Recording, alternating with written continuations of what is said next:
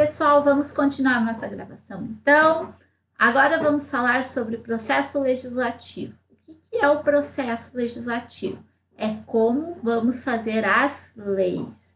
Quais são as nossas espécies legislativas, atos normativos, certo? Primeiro, emendas à lei orgânica. Depois, lei complementar, lei ordinária, decretos legislativos e resoluções. Apenas estes, pessoal. Não temos mais nada. Lembrem que temos um procedimento especial, que é um rito especial para que se chegue às emendas à lei orgânica, às resoluções e aos decretos legislativos. Porém, a nossa lei orgânica esqueceu de prever o rito especial dos decretos legislativos e das resoluções. Ela só trouxe o rito das emendas à lei orgânica. Então, só as emendas à lei orgânica é que vai ter um rito especial. E o que é esse rito especial da emenda à lei orgânica? Primeiro, quem é o legitimado ativo? É quem pode fazer esta emenda? Quem vai poder propor esse projeto de emenda? Primeiro, a proposta de 1/3 de vereadores ou prefeito. Então, a proposta tem que ser de 1/3 dos vereadores ou prefeito. Esses são os legitimados.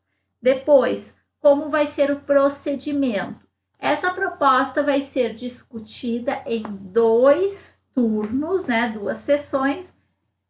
Se aprovada por 2/3 dos votos dos vereadores, então vai ter sanção e veto? Não, aqui não tem. Vai direto para a mesa fazer a promulgação, promulgada na mesa da Câmara com seu devido número de ordem.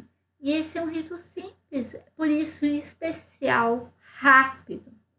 Depois nós temos o ordinário comum, que é para lei ordinária e lei complementar. Aí, como é que é esse procedimento comum? Esse procedimento comum é dividido em 3 fases. Primeiro, introdutória, que vai ser quem vai fazer, iniciativa. Depois, constitutiva, vai ser como vai ser discutida, votada, sanção e veto. E complementar é promulgação e publicação. Vamos ver cada um. Eu já falei para vocês que só a lei ordinária e a lei complementar vai ter processo legislativo comum, certo? Só esses 2 tipos de lei. Quem que vai apresentar esse projeto de lei? Primeiro, pode ser qualquer vereador, prefeito, quem mais, pessoal? Ou o eleitorado.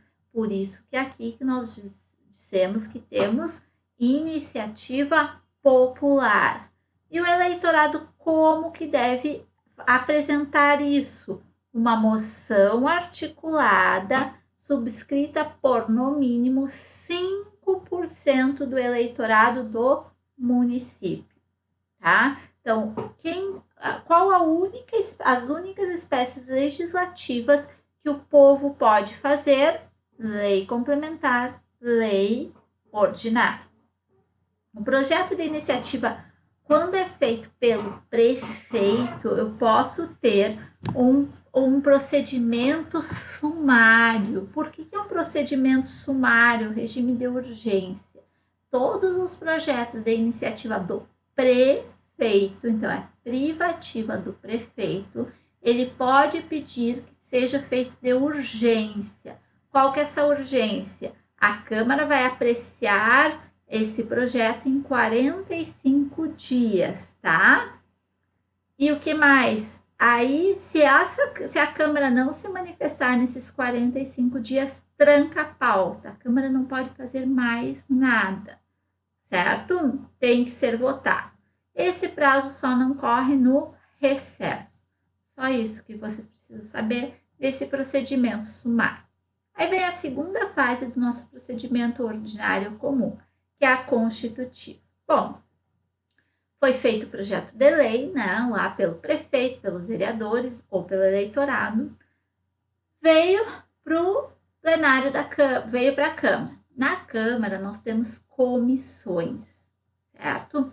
Primeiro, nós vamos passar por uma comissão temática. Essa comissão temática é aquela que vai ver o tema. Por exemplo, o projeto de lei sobre meio ambiente. Então, vai vir para a comissão temática do meio ambiente. Sobre economia, vai vir para a comissão temática de economia. Ele vai analisar se está de acordo com o tema solicitado. Se está de acordo, passa para a Comissão de Constituição e Justiça.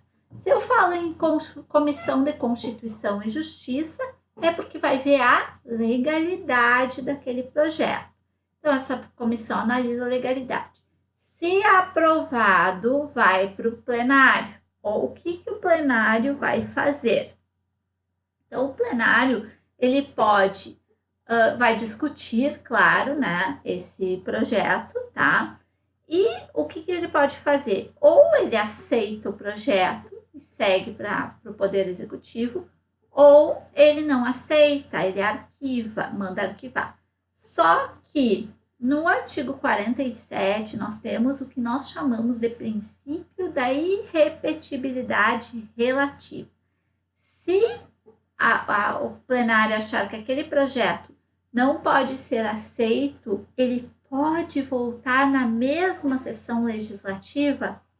Sim, desde que seja um pedido da maioria absoluta dos membros da casa, da Câmara, tá? Ele vai poder, por isso que nós chamamos princípio da irrepetibilidade relativa.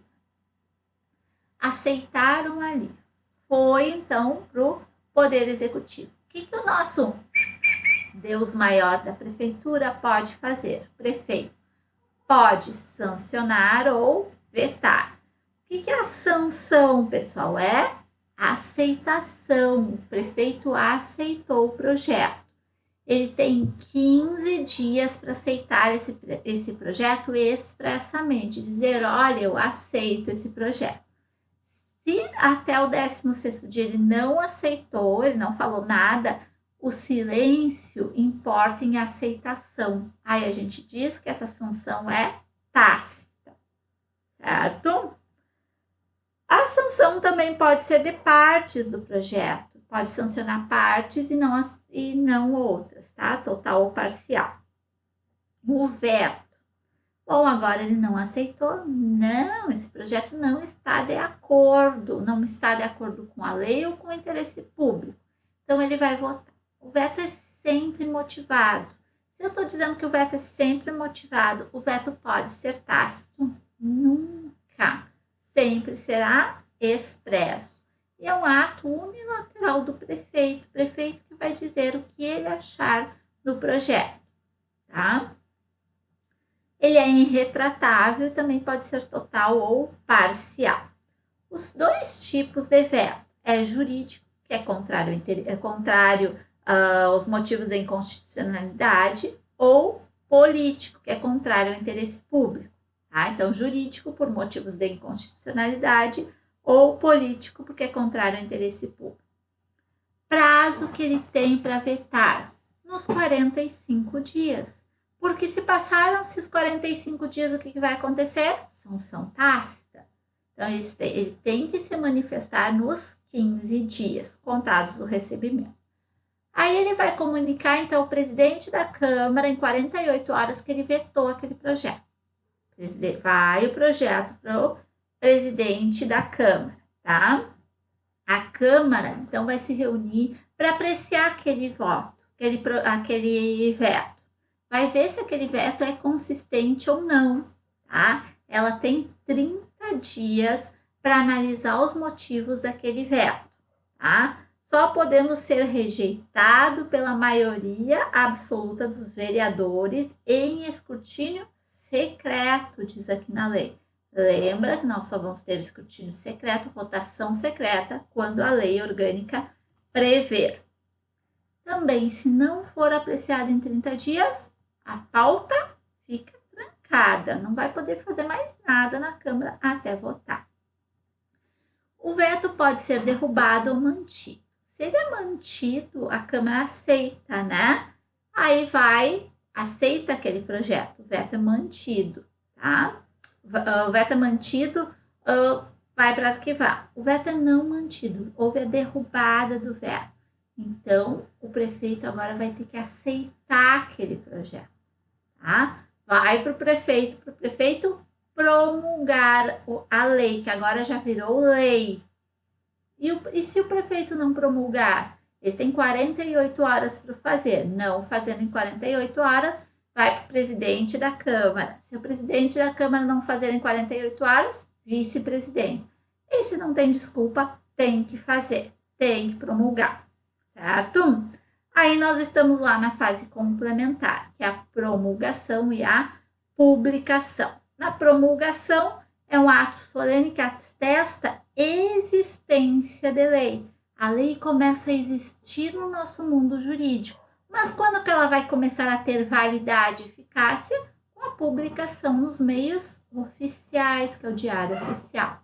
Aí sim ela começa a ter validade e eficácia. Único detalhe aqui. Qual a diferença da lei ordinária e da lei complementar? A matéria a ser tratada. Lei ordinária é o que eu já falei para vocês, é ordinário, tudo aquilo que for comum.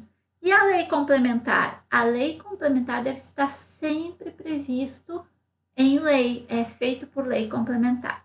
E aqui tem o artigo da lei orgânica que diz o que deve ser feito por lei complementar. O que é? Código de obras, código de postura, código tributário, lei do plano diretor, lei do meio ambiente, código sanitário, estatuto dos servidores públicos. Peço para vocês, o estatuto dos servidores públicos, que é o regime jurídico dos servidores públicos, é uma lei complementar? Não, pessoal, não é uma lei complementar. Então, tu vê, ele prevê na lei orgânica que deveria ser uma lei complementar e não o fez por meio de lei complementar.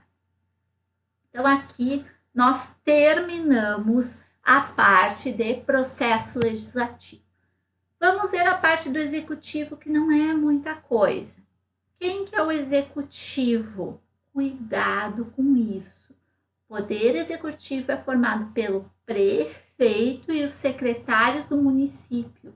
A lei esqueceu do vice-prefeito. Se a lei esqueceu, não existe, certo? Ainda, qual o mandato? 4 anos, né? Eleição 90 dias antes do fim do mandato.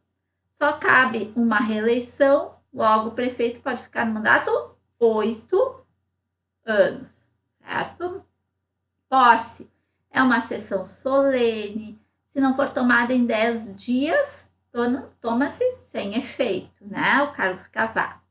Aí eu tenho que diferenciar o que é substituição do prefeito, o que é sucessão. Substituição é quando o prefeito vai ali e já volta. Então, ele vai ser substituído pelo vice, nos casos de impedimento e vacância. E a sucessão é quando a vaga, o prefeito morreu. Então, eu tenho uma vaga. Quem são chamados no caso de sucessão e impedimento do prefeito e do vice? Então, é prefeito, vice. Depois, presidente da Câmara, vice-presidente da Câmara, primeiro secretário da Câmara, nessa ordem, tá?